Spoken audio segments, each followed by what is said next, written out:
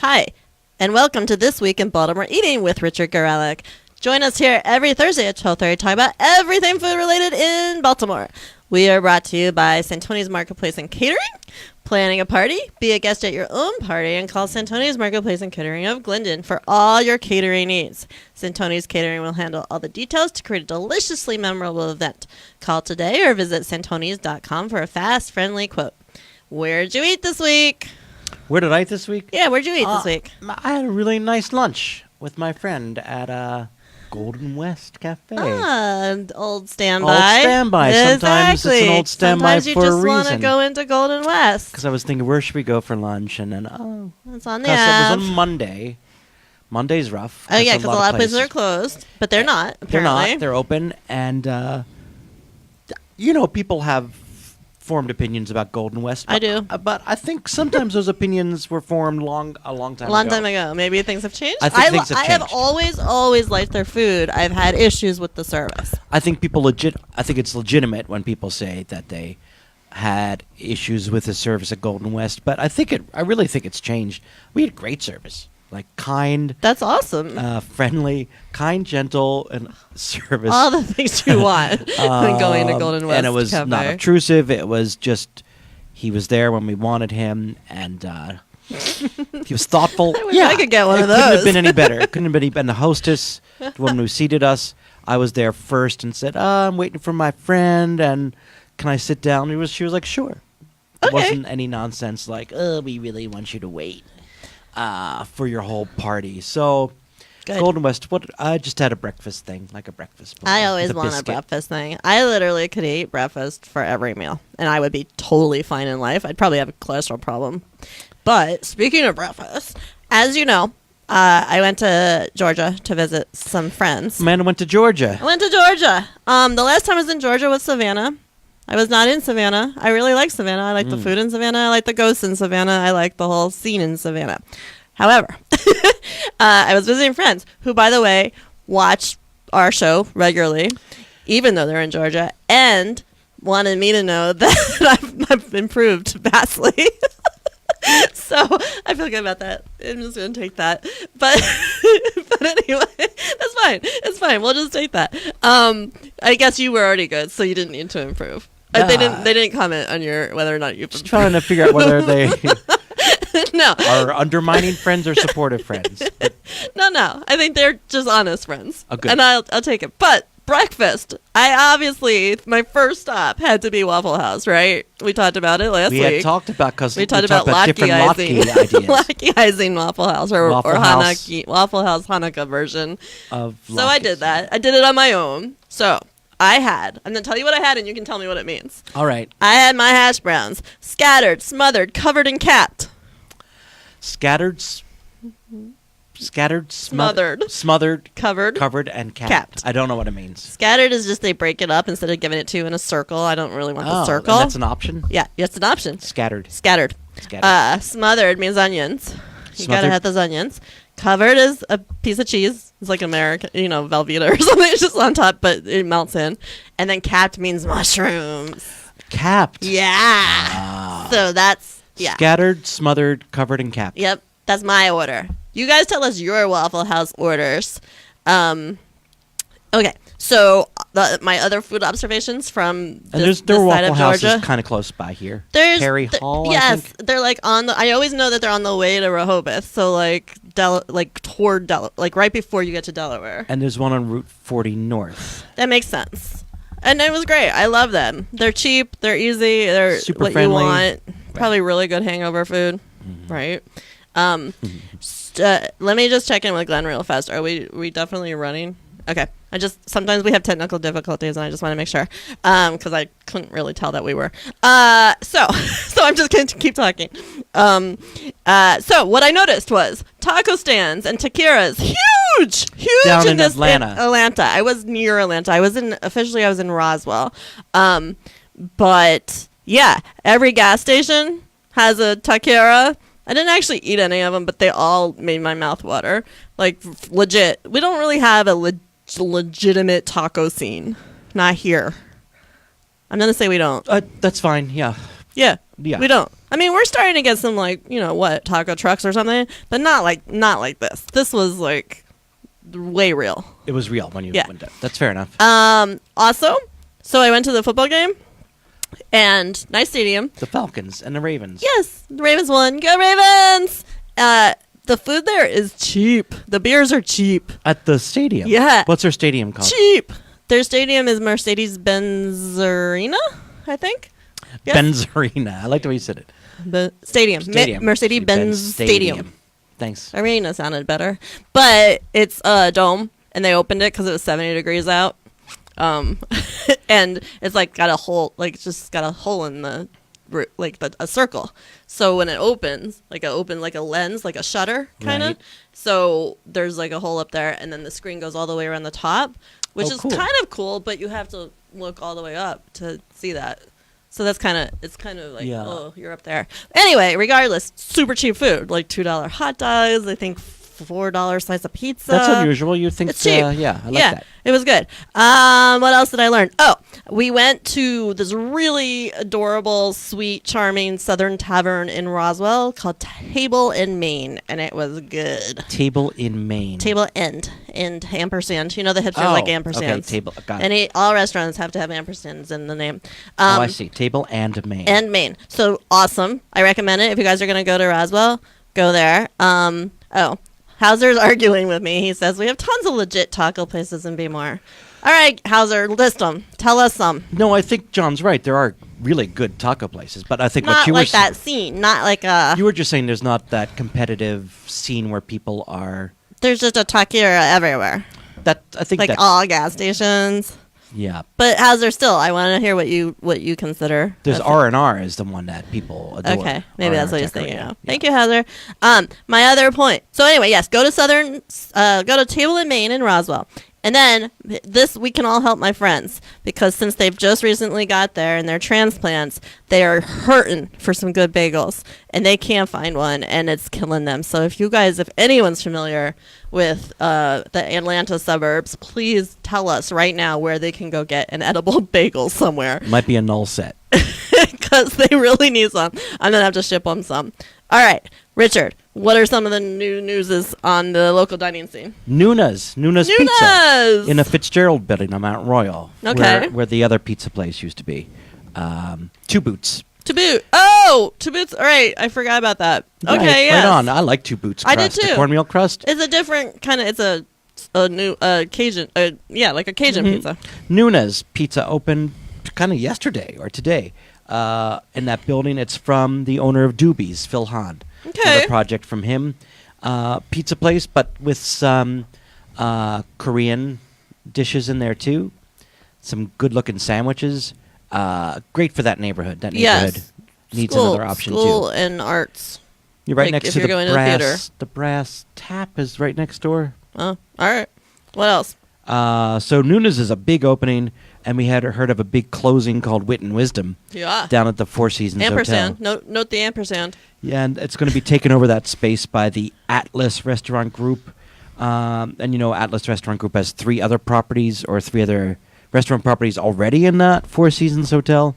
They've got Lock Bar, and they've got Azumi. Azumi. And they've got The Beyond up on a higher floor. Okay, so Atlas Restaurant Group. Atlas Restaurant Group owns all the stuff that's in the Four Seasons. Now they do. Now. In addition to the restaurants over on Fleet Street. Right. Tagliata. Yes. Is the Italian disco theirs? Yep. Okay, Italian disco. Okay. And the Greek place, the seafood place. Uzo Bay.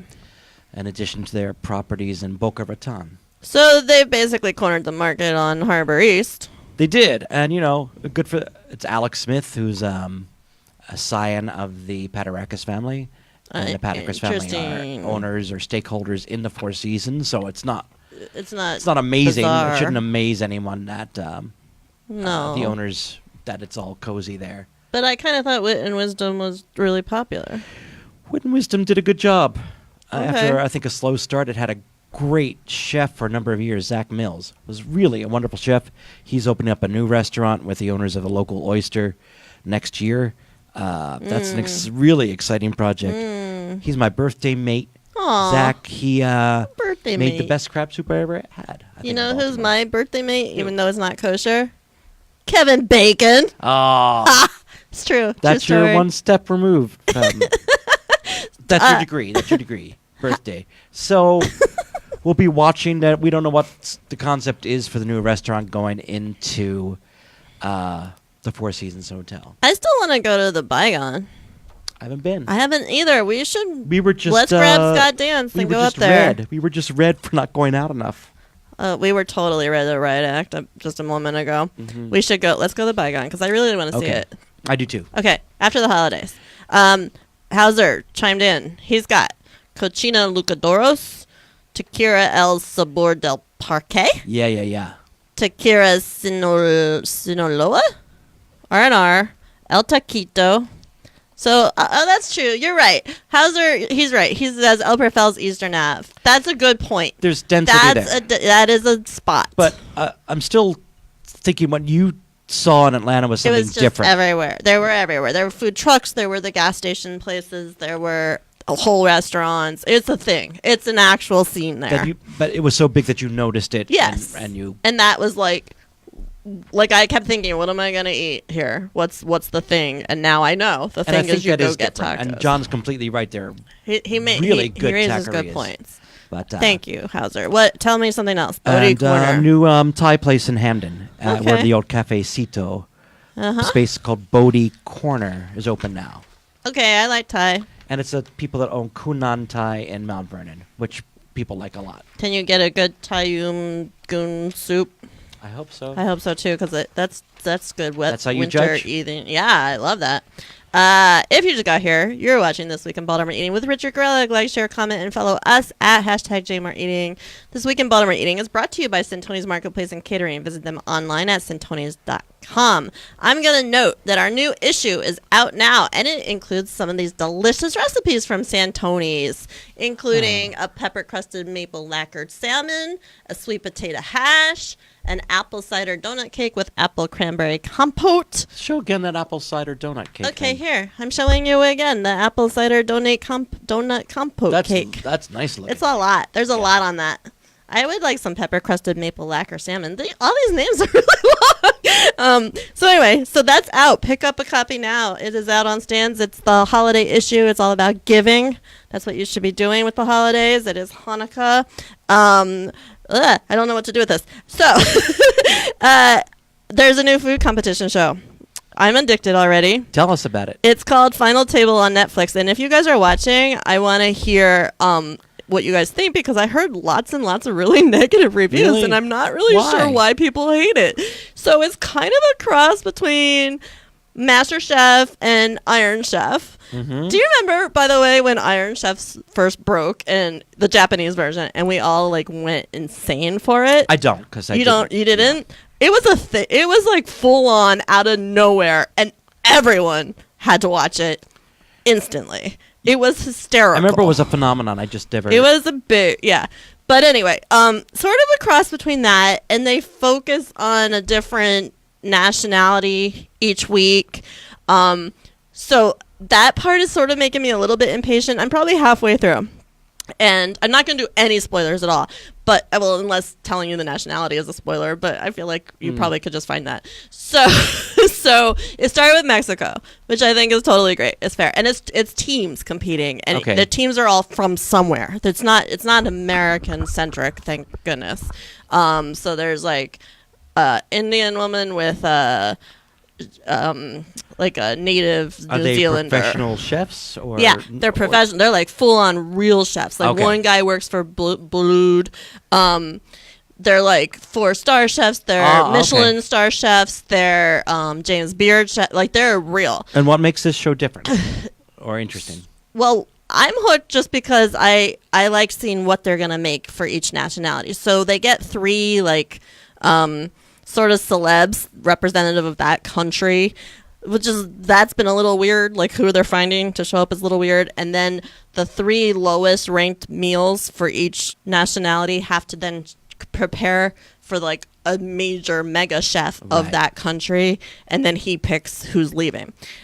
So they did Mexico, Spain, which I was like, right after Mexico, that's kind of not like enough or whatever. Then Brazil, and I was like, come on, I want to see some Israel. I want to see some China, Japan, something. And what's interesting is like the chefs that are from elsewhere have no experience with some of these things. So they're really out of their comfort zone and they're winging it a bit. And are we kind of learning with them? Yeah, we're learning. So in Mexico, I learned that the cilantro stem is more flavorful than the leaf, and a lot of chefs just don't throw out the leaf part. I didn't even know that. I didn't know that. Well, it's worth it for that. And then in Spain, I learned you never, ever, ever skin an octopus. Never skin an octopus. No. Wow.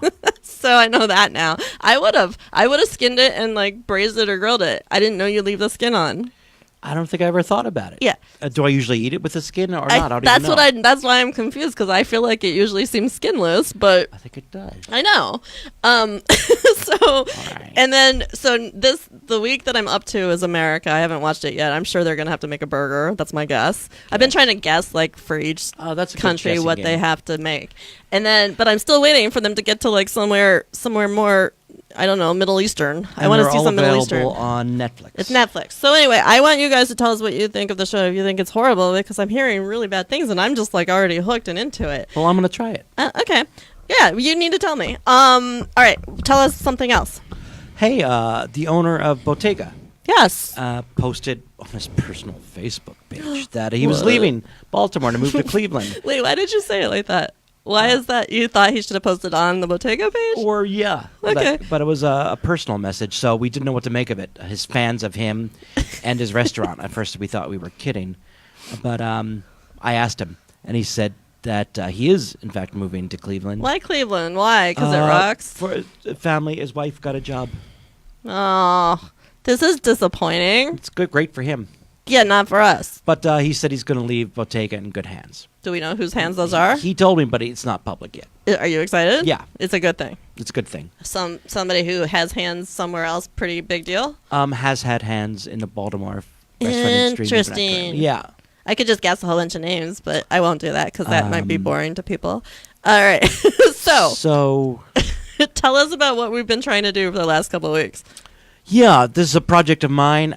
Still got to get it off the ground, but it's to make a kind of a encyclopedia of knowledge of where to have holiday parties. I didn't know you were going for encyclopedia, but okay. Yep.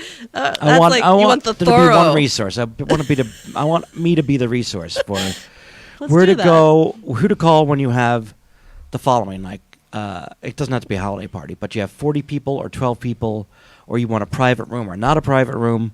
You want to order from a set menu or not a set menu. So those variables, numbers of people, how many people, because different restaurants, well, we need at least 12 people for you to use this room. It's a minimum. Right. Or you need, if you have more than 12 people, we're going to have to ask you to use the set menu. Different restaurants have different rules, but it'll be nice to know. Yeah, well, you want to It's know. a lot You're of right. legwork. So we're asking you to help me compile this all by just sending me a message, I guess, or You can comment here. or comment here. Comment But here. tell us how you holiday party.